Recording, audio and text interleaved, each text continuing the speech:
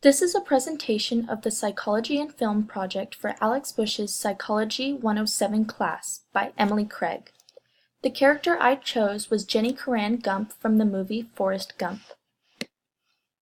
Jenny's mother died when she was 5 years old, and she was raised by her father, an alcoholic who sexually and physically abused her, although later she is removed from the hostile home and sent to live with her grandmother. When Jenny met Forrest Gump, they immediately became the best of friends and spent mostly all of their childhood together, although eventually they were forced to part ways when they went to college. And that is when Jenny realized her dream of being a famous singer, although she later got expelled from college for posing for Playboy magazine. Once Jenny was kicked out of college, she began pursuing her dream of being a performer, although not exactly. Jenny became a performer at a strip club. Although after Forrest helped her realize that that wasn't for her, Jenny went on to become a hippie, which is when her substance abuse began. Jenny also began taking part in spontaneous trips across the country and hitchhiked with strangers.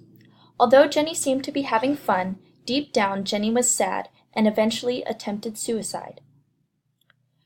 When times got tough, Jenny always used Forrest as a safety net throughout her life, and no matter what, he was always there for her. Jenny would be gone for long periods of time and come back to Forrest when she really needed him, and even though she cared a lot for Forrest, she turned down his proposal to marry him. During one of the many times Jenny was back with Forrest, she got pregnant and immediately left him without saying a word. She didn't tell Forrest about the child until 3 years after he was born, and at the same time Jenny informed Forrest that she was sick. And then she asks Forrest if he will marry her. And of course, Forrest gladly accepts, and Jenny goes back to live with Forrest. Although unfortunately, shortly after they are married, Jenny dies of AIDS at the age of 36 and leaves Forrest to raise their child alone. The psychological disorder that I have diagnosed Jenny with is borderline personality disorder, or BPD. According to the DSM-5, borderline personality disorder is a pervasive pattern of instability of interpersonal relationships, self-image, affects, and marked impulsivity. And the symptoms typically show up during adolescence or early childhood. According to the DSM-5, there are 9 symptoms of BPD, and Jenny displays 6 of these symptoms, although the ones that she does not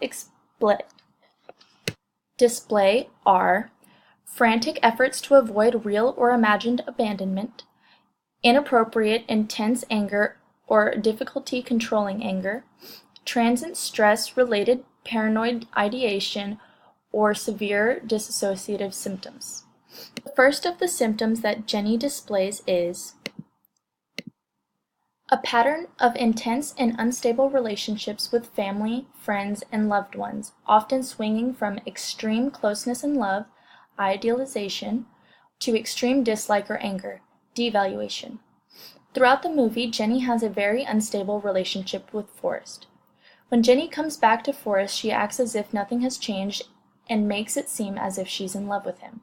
She acts like she loves Forrest for a few days, and then she leaves all of a sudden without telling him. When she leaves Forrest, she takes part in dangerous behaviors such as doing drugs and even attempting suicide. The next symptom that Jenny displays is identity disturbance. Jenny always seems like she's trying to find herself. Throughout the movie, Jenny goes through multiple different stages in her life. She's always conflicted on whether or not she wants to be with Forrest. Impulsivity in at least 2 areas that are potentially self-damaging. In the movie, Jenny is seen doing cocaine, although they insinuate that she has substance abuse issues. Jenny dies from AIDS, most likely due to unprotected sex with many different men. Jenny also displays signs of recurrent suicidal behavior, gestures, or threats, or self-mutilating behavior. Jenny attempts suicide by standing on the edge of a balcony, although she doesn't go through with it. Jenny brings up to Forrest that she often thinks about suicide. Affective instability due to marked reactivity of mood.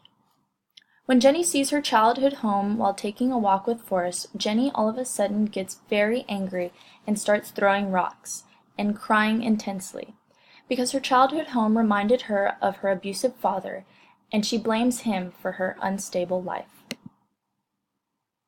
Chronic feelings of emptiness. Jenny often feels empty and bored with her life, and therefore she is very open to doing and trying new things, such as drugs and taking trips with strangers. She is constantly moving from place to place and cannot stay in one city for too long. The only way borderline personality disorder can be treated is by evidence-based specialized treatment from an appropriately trained mental health professional.